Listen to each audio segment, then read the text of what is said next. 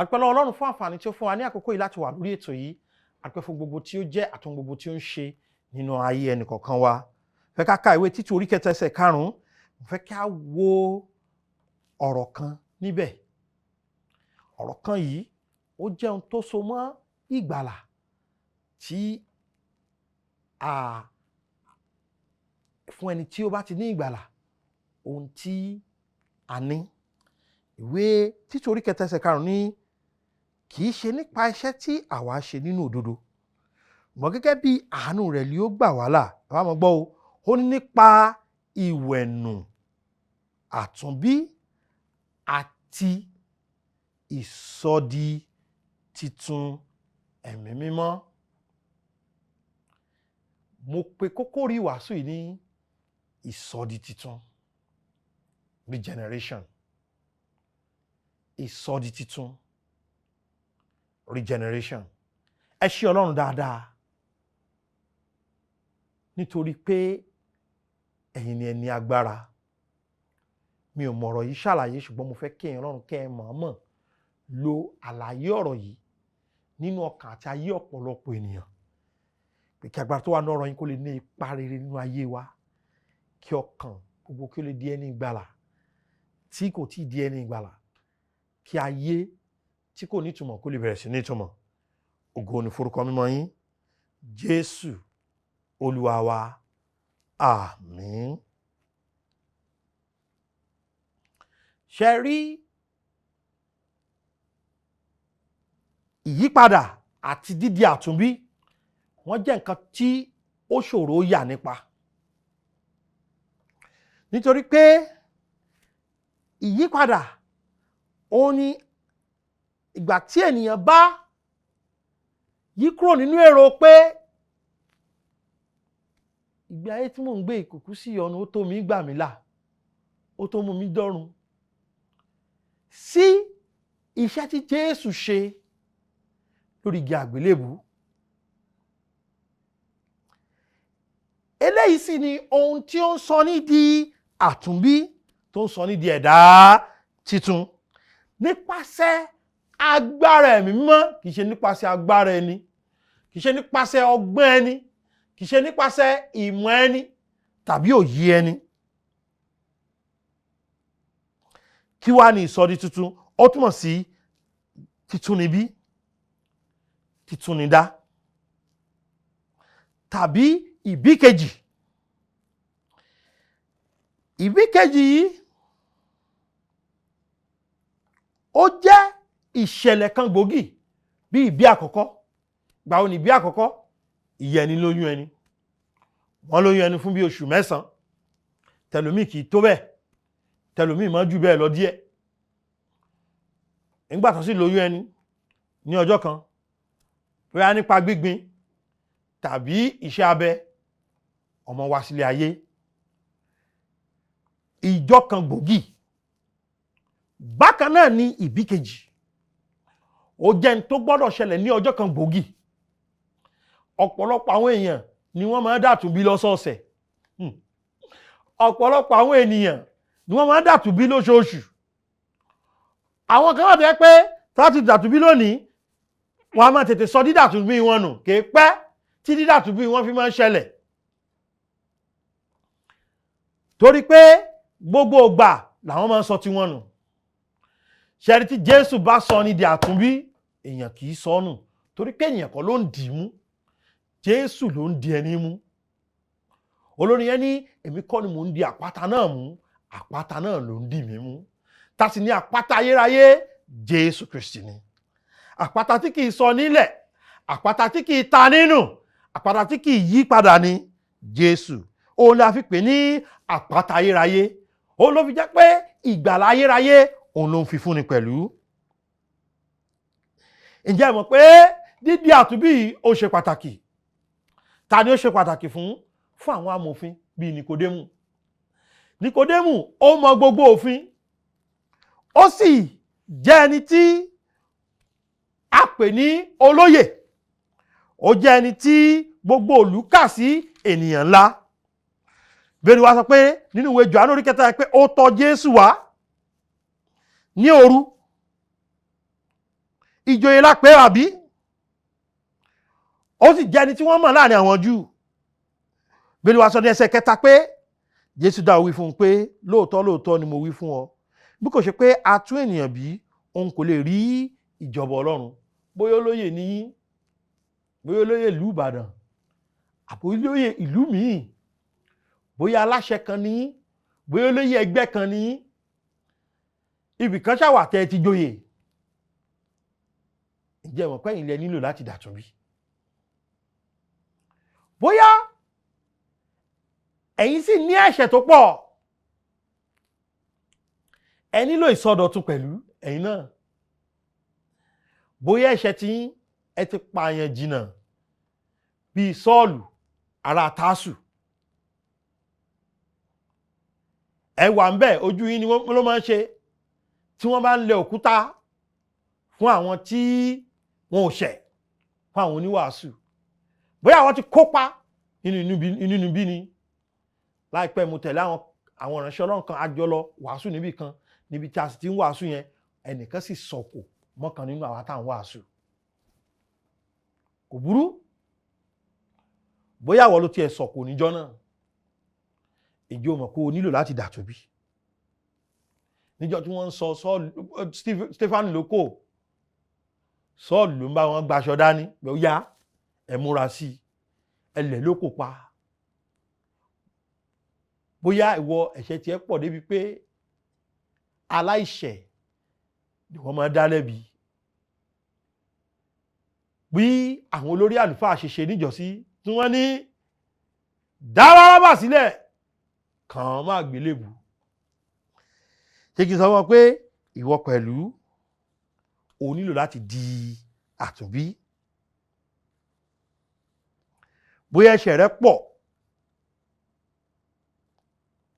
àbẹ́ṣẹ̀ rẹ ò pọ̀, bóyá o lẹ́sìn, bóyá o níwà, bóyá o lẹ́ràn ọ̀fẹ́ lára, bóyá o lẹ́ràn ọ̀fẹ́ lára, ta ló nílò láti dàtúnbí o? ìwọ.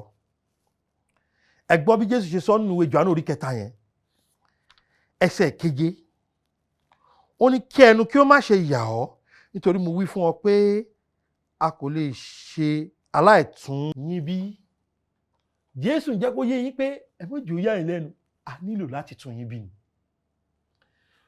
tọ́rọ̀ òtítọ́ ọbẹ̀ ni pé ẹni tá ò bá ti tún bí kò lè déjọba ọ̀run. ẹni tí ó jẹ́ alágbèrè, ẹni tí ó jẹ́ panṣágà, ẹni tí ó jẹ́ olè, ẹni tí ó mugbó, ẹni tó ń rédè òru, àwọn yàlèyàlè, a nílò láti tún yín bí. ẹ̀yin ẹlẹ́sìn, ẹ̀yin oníwà, a nílò láti tún yín bí. a nílò kí a ṣe kí ni o, ká tún yín bí. ó ní ọkàn mi mọ́, ìró láburú sọ́mọ ẹlòmíràn, bẹ́ẹ̀ ni lóòótọ́ ni. ẹ rántí ọkùnrin kan ni bẹ́ẹ̀ ni ó sì ti Ethiopia, ìwọ̀fà ni ó ti Ethiopia, ogun kẹ̀kẹ́ lọ sí Jerusalem lọ jọ́sìn, ǹjẹ́ wọn pé kò tí ì ní ìgbàlà. ẹ rántí ọkùnrin kan tá à ń pè ní Nikodemu ni. ẹ rántí ọkùnrin kan tá à ń pè ní Cornelius pẹ̀lú, Corneliu balógun ọ̀run ni, ṣùgbọ́n kò tí ì ní ìgbàlà. kí ni mò ń tiraka láti sọ fún yín? gbogbo ènìyàn tá a bí nípasẹ̀ obìnrin ló nílò láti di àtúnbí. torí tí a kò bá tún ènìyàn bí kò lè wọ ìjọba Ọlọ́run. ìbéèrè yẹn wá ni pé bó ni a ṣe máa tún ènìyàn bí? kí ló ń ṣiṣẹ́ sísọ ní dàtúnbí? nǹkan àkọ́kọ́ tó ń ṣiṣẹ́ sísọ ní dàtúnbí òun ni ọ̀rọ̀ Ọlọ́run. ìwé Jákọ́bù orí 1 ẹsẹ̀ 22 wípé nípa ìfẹ́ ara rẹ̀ ló fi ọ̀rọ̀ òtítọ́ bí wa. kí ló fi bí wa o? ọ̀rọ̀ òtítọ́.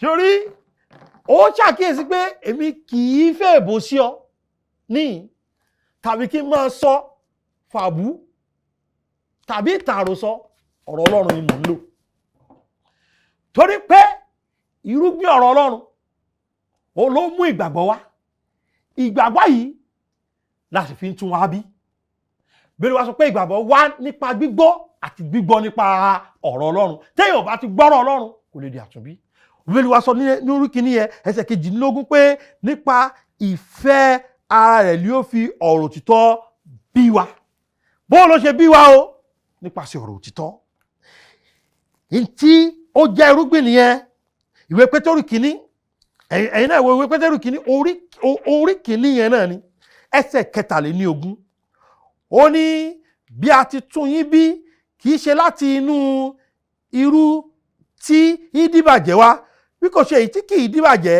nípa ọ̀rọ̀ Ọlọ́run tí ń bẹ láàyè tí ó sì dúró bó ọ̀rọ̀ Ọlọ́run ṣe dúró ṣe ó wà láàyè kí lọ́rọ̀ Ọlọ́run tún ṣe ó dúró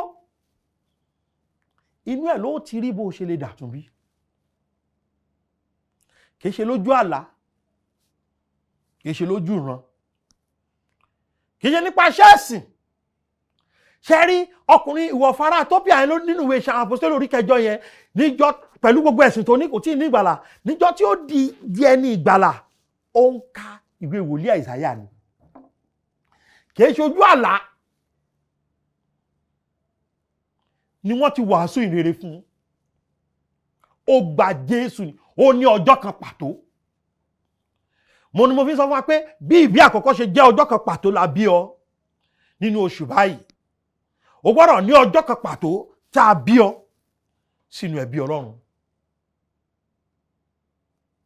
gbọ́mi yékéyé pé kí ni irúgbìn yẹn òun náà ni kí ni ọ̀rọ̀ Ọlọ́run yìí òun ló ń jẹ́ kí a ṣe kí ni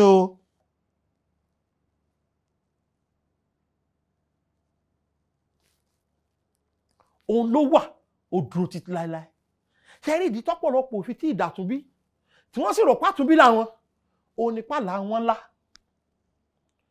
kì í ṣọ̀rọ̀ Ọlọ́run ni wọ́n gbọ́ ìran wọn rí kì í ṣọ̀rọ̀ Ọlọ́run wọ́n gbọ́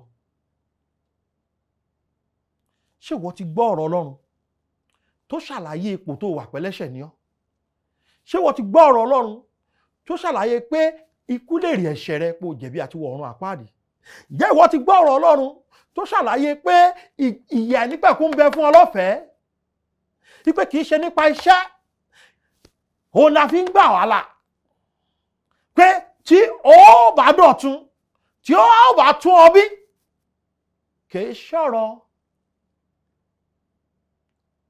òdodo ara ẹni tàbí ìwẹ ẹni àbí mo pààrọ̀ ọjọ́ tí mò ń lọ ọ̀rọ̀ pé ó gba Jésù lólùgbàlà ni bílẹ̀ ẹnikẹ́ni tó bá gbà á gbọ́ kí ó má bàa ṣègbé mọ̀ kí ó lè níye àìnípẹ̀kun àwọn wàásù ayé òde òní kò jẹ́ káwọn èèyàn ó dàtún bímọ nítorí pé kò sí ọ̀rọ̀ Ọlọ́run nínú ẹ̀ kí ló ń ṣiṣẹ́ ìgbàlà yẹn ẹ̀mí mímọ́ ìwé Títù orí 3 ẹsẹ̀ 5 yẹn mo fẹ́ ká tuntun wò ìwé Títù orí 3 ẹsẹ̀ 5 yẹn ó ní kì í ṣe nípa iṣẹ́ tí àwa ń ṣe nínú òdodo ṣùgbọ́n gẹ́gẹ́ bí àánú rẹ̀ ló gbà wá là nípa ìwẹ̀nù àtúnbí àti ìsọdi titun ẹ̀mí mímọ́ ta ló ń ṣiṣẹ́ yẹn ẹ̀mí mímọ́ eléyìí ni ẹ̀mí Ọlọ́run ẹ kí n tún kàwé Jòhánù orí 3 fún wa ẹsẹ̀ 5 títí dé 9 ó tún fi hàn wá dáadáa ìdí nìyí tí mo fi máa ń sọ pé kì í ṣọ̀rọ̀ fèdèfọ̀ ó ní ọ̀rọ̀ ìgbàlà kì í ṣọ̀rọ̀ ṣẹ́ẹ̀sìn lọ̀rọ̀ ìgbàlà ọ̀pọ̀lọpọ̀ afèdèfọ̀ ni ó lọ́run àpáàdì ọ̀pọ̀lọpọ̀ alásọtẹ́lẹ̀ ni ó lọ́run àpáàdì nítorí pé wọn ò ní ìgbàlà tí tó wà nínú Bíbélì ẹ sì ti mọ̀ torí pé ńgbà wọn bá gbàdúrà tán kàwá yẹn níjọba rẹ náà wọ́n tún fi kún ọ̀pọ̀lọpọ̀ àrínà ní Ọlọ́run àpáàdì torí pé wọn ò ní ìgbàlà Bíbélì wọn ò ní ìsọdọ̀tun Bíbélì wọ́n kàrò pé ìwà wọn yí padà ìwà kan ló ń yí padà ibi tó fìgbàgbọ́ rẹ sí ló gbọ́dọ̀ kọ́kọ́ yí padà eléyìí ni ó mú ọdọ́run orí 3 ẹsẹ̀ 5 yẹn wípé Jésù dáhùn wípé lóòótọ́ lóòótọ́ ni mo wí fún ọ, bí kò ṣe pé a fi omi àti ẹ̀mí bí ènìyàn, òun kò lè wọ ìjọba Ọlọ́run. Omi àti kí la pè o? Ẹ̀mí. Èyí tí a bí nípa ti ara, ara ni. Èyí tí a bí nípa ti ẹ̀mí, ẹ̀mí ni. Kí ẹnu kí ó má ṣe yà ọ́, nítorí mo wí fún ọ pé a kò lè ṣaláì tún yín bí. Kò gbọ́dọ̀ yà yín lẹ́nu rárá. A gbọ́dọ̀ bí ni nípasẹ̀ kí ni o? Omi àti ẹ̀mí. Ẹ̀mọ́ ni ó gba ọkàn rẹ tí ó sọ fún ọ pé ẹlẹ́ṣẹ̀ mọ́ ni ọ́, bí wọ́n ṣe ń sọ yẹn. Bó ṣe ń bọ̀ sọ̀rọ̀ lọ́wọ́ yìí. Wípé o mọ̀ nídánilójú ọ̀run. Torí pé bóyá ọ̀dọ̀ ìyàwó kan ló wà. Bóyá lé ọmọkùnrin tí wọ́n ò fẹ́ ọ fún ló wà. Bóyá òwò ti kó gbọ́mọ lọ́mọ kan sábẹ́ níbi tó wà. Bóyá ibi tó ti mutí ló wà tó ti gbà Jésù. Gbọ́ mi, ẹ̀mọ́ ń sọ fún ọ bẹ́ẹ̀. Ẹ̀mọ́ ni ó fi hàn pé ẹlẹ́ṣẹ̀ lèèyàn. Ẹ̀mọ́ ni ó fi hàn pé nítorí ẹ̀ṣẹ̀ èèyàn jẹ̀bi ikú. Ẹ̀mọ́ ni ó fìdí ẹ̀ múlẹ̀ pé ohun tí ọ̀rọ̀ Ọlọ́run sọ yẹn òtítọ́ ni. Pé kò gba Jésù nìkan ni. Tó bá sì ti gba Jésù yìí, ó di ọmọ Ọlọ́run. Báwo ni a ṣe máa di ẹ̀dá titun? Ó rọrùn púpọ̀. Ọlọ́run ní agbọn tiẹ̀. Jòhánù orí kìíní ẹsẹ̀ 13 wípé báwo ni a ṣe máa gba ìsọdọ̀tun? Ó pé àwọn ẹni tí a bí kìí ṣe nípa ti ẹ̀jẹ̀ tàbí nípa ti ìfẹ́ ara, bẹ́ẹ̀ ni kìí ṣe nípa ìfẹ́ ti ènìyàn, bí kò ṣe nípa ìfẹ́ ti Ọlọ́run. Báwo la ṣe ń tún ni bí? Torí pé ìfẹ́ Ọlọ́run ni. Agbọn ti Ọlọ́run ni pé kò fẹ́ kí ẹnikẹ́ni kí ó ṣègbé. Ó fẹ́ kó gba ìsọdọ̀tun. Ó fẹ́ kí a tún ọ bí. Ó wá ní àwọn ẹni tí a bí kìí ṣe nípa ìfẹ́ èèyàn. Kìí ṣe nípa ṣẹ́ ọwọ́ ènìyàn. Bí kò ṣe nípa iṣẹ́ tí Kristi ṣe. Kí ni agbọn tiẹ̀ àti iṣẹ́ tó gbọ́dọ̀ ṣe ń bẹ̀? Jòhánù orí kìíní yẹn wo ẹsẹ̀ 12, ó ní ṣùgbọ́n iye àwọn tí ó gbà á, àwọn ilé àfi kíni o? Agbára fún láti di kíni o? Ọmọ Ọlọ́run. Ọmọ kíní kan ni ọ́ tẹ́lẹ̀, ọmọ Ajayi lèmi. Ṣùgbọ́n níjọ́ tí mo gba Jésù, mo di kíni o? Ọmọ Ọlọ́run. Iye àwọn tí ó gbà á, àwọn tó gbàtà ni, tó gba Jésù Kristi gbọ́. Kí ni wọ́n di? Ọmọ Ọlọ́run. Kọ́ríńtì kìíní orí 4 ẹsẹ̀ 15. Nítorí bí ẹ̀yin tilẹ̀ ní ẹgbàárùn olùkọ́ nínú Kristi, gbẹ̀yìn kò ní bàbá pípọ̀, nítorí pé nínú Kristi Jésù ni mo ti fi ìhìnrere bí yín. Bó ló ṣe bí wọn o? Nínú Kristi Jésù. Kí ni nǹkan náà tó fi bí wọn? Ìhìnrere. Tí o ti gba ìhìnrere gbọ́. Àjíǹrere, kí ni ìtumọ̀ ìhìnrere? Ìhìnrere ni ikú, sísin àtàjíǹde Jésù. Ìhìnrere kìí ṣe òfin 10. Ìhìnrere kìí ṣe iṣẹ́ rere. Èmi tí mo mú gbó tẹ́lẹ̀, mo kàn sọ pé mú mọ́ ni. Èmi tí mo ń ta tẹ́lẹ̀, mo kàn sọ pé ń ta tẹ́tẹ́ mọ́ ni. Iṣẹ́ rere rẹ ló yí padà. O ò tí ì nígbàlà. O ò tí ì dàtúnbí. Èmi tí mi lọ church tẹ́lẹ̀, mo kàn ń lọ church ni. Mo ṣe dàtúnbí nù. O ò tí ì nígbàlà. Bẹ́ẹ̀ yẹn ṣe ń dàtúnbí ni pé ká bí yẹn sínú ẹbí Ọlọ́run. Kó o gba ìrere gbọ́, kó o gba Jésù sọ́kàn rẹ̀. Iye àwọn tí ó bá gbà la fi agbára fún láti di ọmọ Ọlọ́run. Ṣẹ̀wárí tí èèyàn bá ti gba Jésù yìí, ohun tó máa ń ṣẹlẹ̀ náà ni pé a máa jí wa kúrò nínú òkú. Éfésù orí 2 ẹsẹ̀ 1. Fẹ́ ká wo ẹsẹ̀ yẹn. Màá wá sọ nǹkan kan sí i. Ẹ̀yin tí a ti sọ di ààyè nígbà tí ẹ̀yin ti kúrò nínú ìrékọjá àti ẹ̀ṣẹ̀ yín. Ìsọdà ààyè ló máa ń ṣẹlẹ̀ téèyàn bá ti gba Jésù. Òkú lèèyàn wà tẹ́lẹ̀ nínú ẹ̀ṣẹ̀. Ẹ̀ṣẹ̀ ó ti sọ wá di òkú. Ṣùgbọ́n tá a bá ti gba Jésù Kristi, a ti di kíni o? Alààyè ọkàn. ṣé o ti gba Jésù kó lè dá láàyè ọkàn? Ìmọ̀ ni mo bá dé ẹ̀kọ́ mi dáadáa. Èyí nígbà téèyàn bá sì ti di alààyè ọkàn yìí, nǹkan kejì téèyàn máa dà ní ẹ̀dá titun. Kọ́ríńtì kejì orí 5 ẹsẹ̀ 17 ó ní ẹnikẹ́ni tó bá wà nínú Kristi ó ṣe kí ni o, ó di ẹ̀dá titun. Mo ṣe ṣàlàyé pé nígbà tí a bá ti gba Jésù, òun náà ni pé a di alààyè, torí pé òkú ni wá nínú ẹ̀ṣẹ̀ tẹ́lẹ̀. Kì í kàn ṣe pé a kàn di alààyè, òkú ni wá nínú ẹ̀ṣẹ̀ tẹ́lẹ̀ nìkan, ṣùgbọ́n Bíbélì sọ pé a di ẹ̀dá titun. Ṣé rí ìgbàlà yàtọ̀? Ẹ̀yin náà wo Kọ́ríńtì kejì orí 5 ẹsẹ̀ 17 yẹn sọ pé nítorí bí ẹnikẹ́ni bá wà nínú Kristi ó di ẹ̀dá titun, ohun àtijọ́ ti kọjá lọ, kíyèsí wọ́n sì di titun. Ohun tó ń sọ ni pé a ti di ọmọ Ọlọ́run. A ti kúrò nínú ẹ̀dá àtijọ́. Ṣùgbọ́n kì í ṣe pé mo yíwà padà mo fi di ọmọ Ọlọ́run. Rárá, mo ti di ọmọ Ọlọ́run torí pé mo gba Jésù. Nígbà tí mo gba Jésù tán, Kristi wá ṣe kí ni o, ó yí mi padà. Ṣùgbọ́n mo ti kúrò nínú ikú sínú ìyè nípa ìgbàgbọ́ mi nínú Kristi. Ṣé ìwọ náà gba Jésù lónìí? Kí ìwọ náà lè di àtúnbí. Ìwọ náà lè dàtúnbí lónìí. Bíbélì wípé ẹnikẹ́ni tó bá ṣáà ké pe orúkọ Olúwa là ó gbàlà. Tó bá ké pe orúkọ Olúwa lónìí, òní yóò jẹ́ ọjọ́ gbòógì ni tí ìwọ náà di àtúnbí. Wípé Jésù ọmọ Ọlọ́run, ṣàánú fún èmi ẹlẹ́ṣẹ̀, kí o sì gba ọkàn mi là. Mo mọ̀ pé ikú sísí àtàjíǹde rẹ san gbèsè ẹ̀ṣẹ̀ mi. Mo gbà ọ́ gbọ́ gẹ́gẹ́ bí olùgbàlà ọkàn mi lónìí.